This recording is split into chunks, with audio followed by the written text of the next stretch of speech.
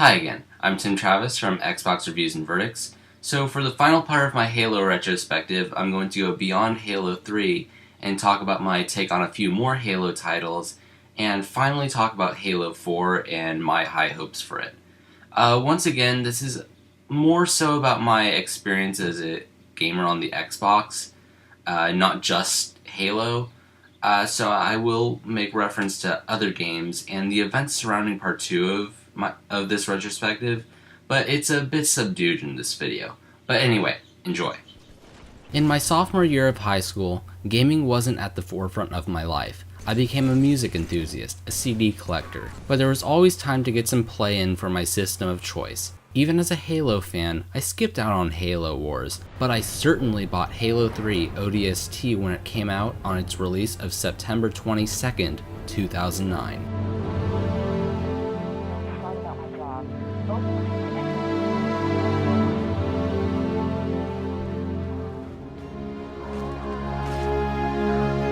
I enjoyed ODST quite a bit, but I personally felt the reviews for it made the story seem better than I thought it was. It was nowhere near as amazing as the first time I played Halo 3. I did enjoy the fact that players were primarily fighting in the urban setting of a ruined New Mombasa.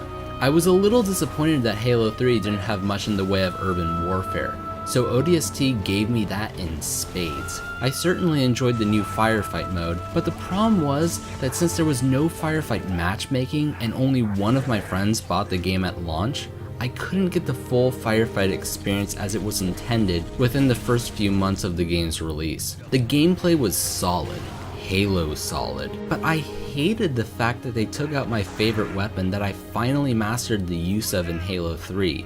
The battle rifle. I did, however, like firing the new silenced SMG, but the thing was just too weak, and the new pistol was only really effective at killing grunts. I did enjoy the campaign, firefight, and the new maps included on the second disc of ODST, but what I really wanted ODST for was the invitation to the Reach beta, which at the launch of ODST, gamers had no idea what to expect out of the game. The only other game I bought that holiday season was the second Modern Warfare, and like Call of Duty 4, I loved the campaign and multiplayer at the game's launch, but eventually the multiplayer became too frustrating and horribly unbalanced. And it was around that time when details for the next Bungie-made Halo game were beginning to surface.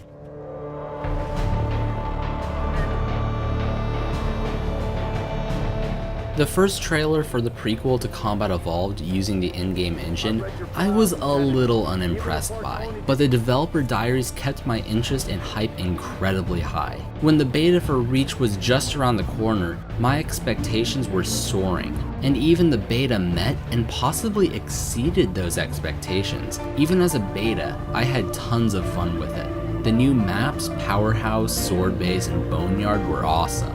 The weapons were so much cooler than those in Halo 3. The new assault rifle, even though I complained that its damage was too low, had such an impact when you fired it. The shotgun harkened back to the longer range of the one from Combat Evolved, which I loved. There was so much to like. The highly updated graphics, sound effects, new Spartan models. It basically had the kind of gritty look and feel I wanted out of Halo 3.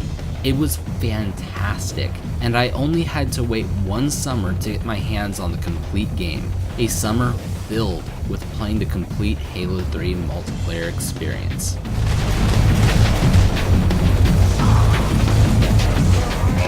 Like Halo 3, I got the Legendary Edition of the game, but this time I went to the midnight release at my local Play and Trade. I didn't play it right after I got it, and went to school the next day, but once I got home, I played the entire campaign in one sitting.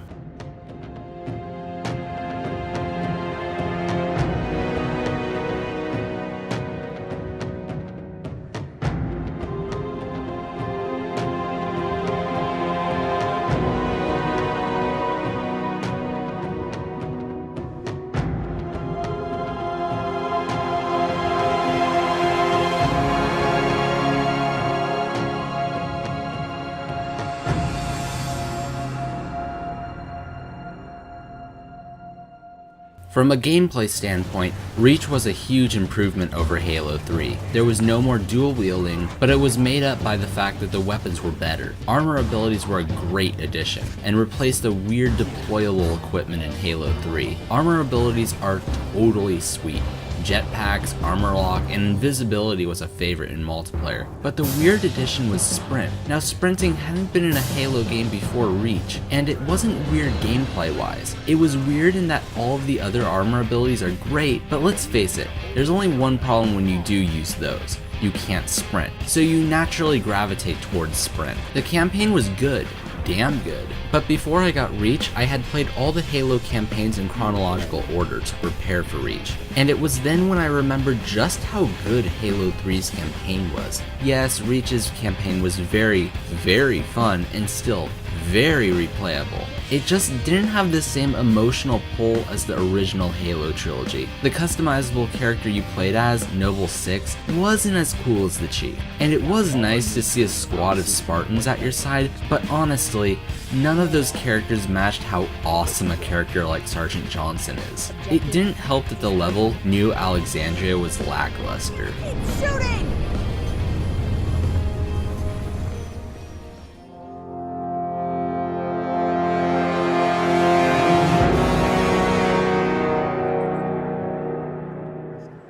Mario O'Donnell's score was very good, but Halo 2 and 3's soundtracks are more special to me.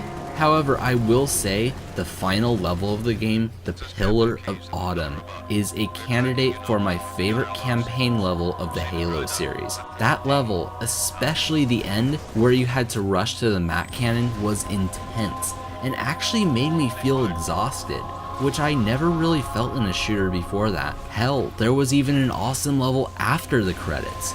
But like Halo 3, it was the full feature set that made the game so great. Halo 3 and Reach both have great campaigns, competitive multiplayer, Forge, the theater mode, but would now incorporate the firefight mode found in ODST. Firefight is so much better in Reach because of the new loadout feature, armor abilities, and starting weapons that aren't the weak silenced SMG and pistol. And the return of the elites were the icing on the cake. Multiplayer was even better than it was in the beta. They definitely took the community's advice to heart, like upping the damage of the AR and reducing grenade damage. The normal modes like Team Slayer and Big Team Battle and objective modes were better than ever, but when Bungie tried throwing in everything in the kitchen sink, some things didn't stick. Firefight Versus was never really implemented into matchmaking, while the arena and invasion modes weren't as popular as some hoped. And let's face it, everyone seems to hate armor lock. That sounds negative, but Reach is an easy candidate for the best shooter on the Xbox. The gameplay is near perfect, the graphics are awesome, and the amount of modes and ways to play the game is staggering, even if community features like Forge and Theater weren't highlighted as greatly as it was in Halo 3. That and Machinima didn't seem to be as big a deal at the time, but for my money, Reach has the best online multiplayer on the Xbox. Simply put, Reach is better than Halo 3 in just about every way.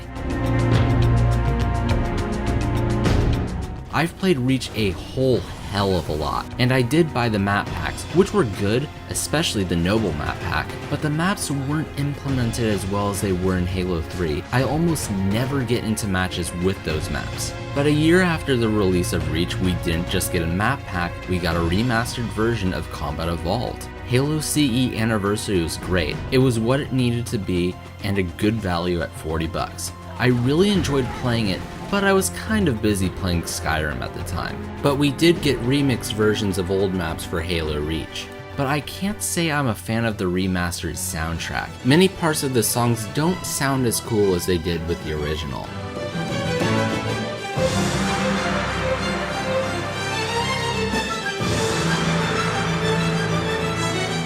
The new graphics for the campaign looked really good, melding the awesome art style of CE and the visual fidelity of Reach. But otherwise, I'm not disappointed the gameplay otherwise remains the same.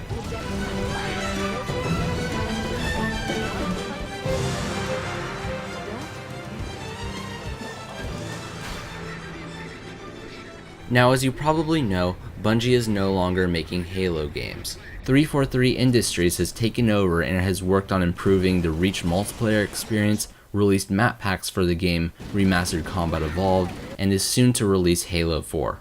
So what do I think? Well, it doesn't change the fact that I love Halo and am excited for the 4th installment in Chief's journey, and I hope it will bring back a lot of the magic I felt has been lost from the Halo campaigns after Halo 3. I loved Bungie. I really enjoyed their work and thought they had an excellent sense of humor found in their Halo Vidocs and posts on the Bungie blog.